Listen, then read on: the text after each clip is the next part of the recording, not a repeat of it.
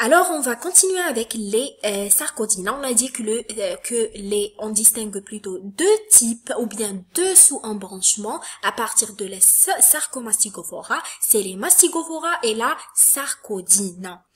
Donc, on va voir les différents caractères généraux. Les sarcodines. Premièrement, ce sont des protozoaires à corps nu ou protégés par une carapace. Donc, ils sont des protozoaires قادر يكون عندها جسم عالي ولا قادرة تكون protégée محمية par une carapace. La carapace c'est quoi? هي القوقعة par exemple اللي نلقاو عند les tortues السلحفاة. Donc c'est ça la carapace. Donc le mode de reproduction, elle se multiplie par voie asexuée. Donc قادرة تكون sa multiplication avec une voie sexuée ou bien asexuée. Se déplace grâce aux pseudopodes, expansion cytoplasmique, parce qu'on a dit que les sarcomastigophores sont caractérisés par la présence des flagelles, sont des micro-organismes mobiles. Donc, les pseudopodes, ils sont caractérisés par des pseudopodes plutôt, espèces libres ou parasites. Donc c'est le mode de vie. Elle vit libre ou là des parasites. Donc حرة ولا تقدر تعيش في des parasites يعني طفيلية. D'accord? Donc on passe aux classifications. احنا ديما قلنا عندنا le sous-embranchement, après la classification la classe, après l'ordre, le sous-ordre s'il y en a. هنا عندنا premièrement une super classe. ما عندناش directement la classe. عندنا deux, les rhizopoda et l'actinopoda. مش كيما les mastigophora عندنا une seule classe اللي هي les zoomastigophora. Les zoomastigophora قلنا les zooflagellés et les zooflagellates. Par contre ici on a deux super classes, les rhizopoda et les actinopoda. Donc on va commencer par les rhizopoda. La superclasse de rhizopoda représente caractérisée par leur les représentants caractérisés par leur attitude à émettre des pseudopodes. Donc شو معناتها هاد les rhizopoda عندهم une capacité, عندهم قدرة باش يبعثوا الأرجل الكاذبة اللي هي les pseudopodes. Donc عندها قدرة تتمدد الأرجل الكاذبة. هذه c'est la caractérisation كما نقولوها. La classification est basée sur donc هذا التصنيف تاع les rhizopoda راهو basé يعني ينطلق من la présence ou l'absence d'une coquille externe. Donc يعني وجود أو عدم وجود une coquille externe يعني غلاف خارجي. D'accord? Donc الغلاف الخارجي هذا بيدخل في la classification في التصنيف تاع les rhizopoda. D'accord? Sur la morphologie de ces pseudopodes, parce que les rhizopoda sont caractérisés par la présence des pseudopodes, ils sont caractérisés aussi par la capacité d'émettre ces pseudopodes. يعني القدرة تمديد هذه الأرجل الكاذبة. Donc يعني la classification c'est concernant ces pseudopodes, يعني concernant la morphologie تاعهم. Concernant la taille ou concernant la forme. Donc لهنا عندنا لوبي digite يعني هادو sont les formes des pseudopodes. قادرة تكون لوبي, قادرة تكون digite, membre يعني قادرة تكون كثيفة كما نقولوها, قادرة تكون filiforme, عندها une forme filiforme, قادرة تكون anastomosée. D'accord? هذه c'est concernant la morphologie des pseudopodes. Après ces superclasses ou comment on dit, les superclasses ou les autres classes, عندنا une classe اللي هي les lobosea. D'accord? Lobosea. Donc c'est la superclasse وشكون هي? C'est les rhizopoda. Cette superclasse, on a une classe qui s'appelle lobosea. Après la classe, on passe à l'ordre.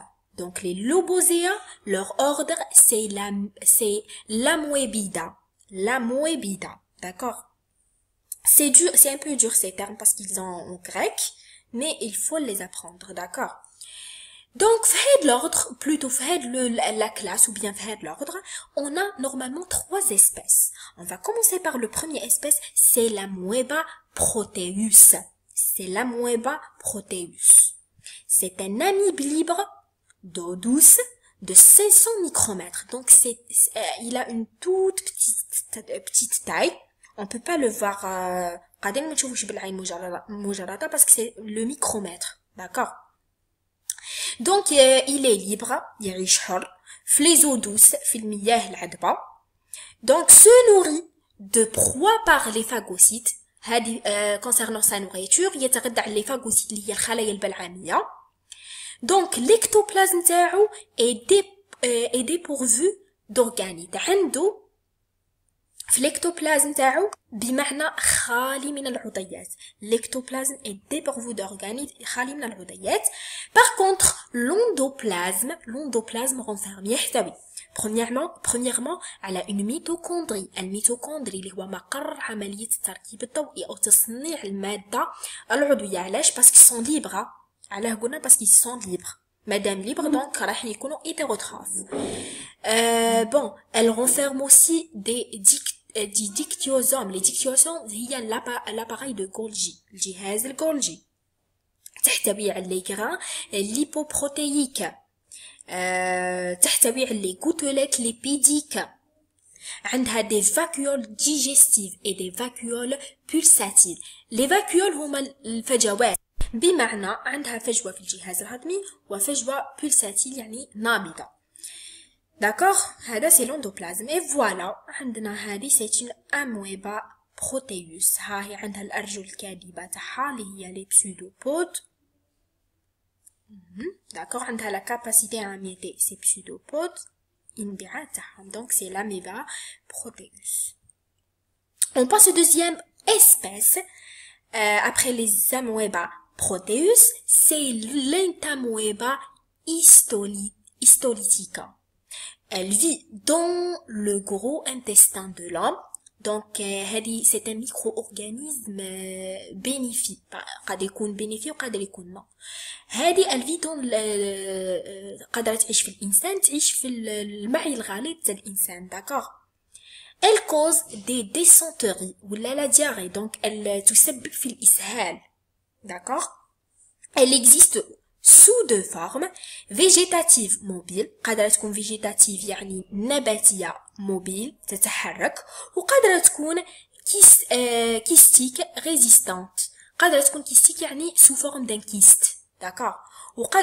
par contre kystique normalement elle se déplace pas, elle est pas mobile, résistante. d'accord, c'est ça le deuxième espèce, c'est l'entamoeba histolytica. on passe au troisième espèce, c'est l'entamoeba coli. c'est l'entamoeba coli. elle vit dans le grand intestin de l'homme. كيف هذه كذلك تعيش في المعي الغليظ تاع الإنسان. n'est pas pathogène. elle est pas pathogène. elle n'est pas pathogène veut dire غير ممرضة. يعني ممكن أن تعيش في الجهاز الغليظ في الأمعاء الغليظة الإنسان بلا ما دير لها حتى ضرر، بلا ما تسبب حتى ضرر. d'accord. concernant sa nourriture, elle se nourrit de débris, de parasites, les bactéries ولا les levures ولا les flagelles. donc تتغذى على البقايا ولا الحطام ولا من les parasites من الطفيليات، les bactéries البكتيريا ولا الخمائر les levures ولا les flagellés. d'accord. et voilà, c'est la fin de l'embranchement des Cercomastigophora. donc كملنا le premier embranchement تاع les plutôt تاع les protozoaires اللي هي les Cercomastigophora. d'accord.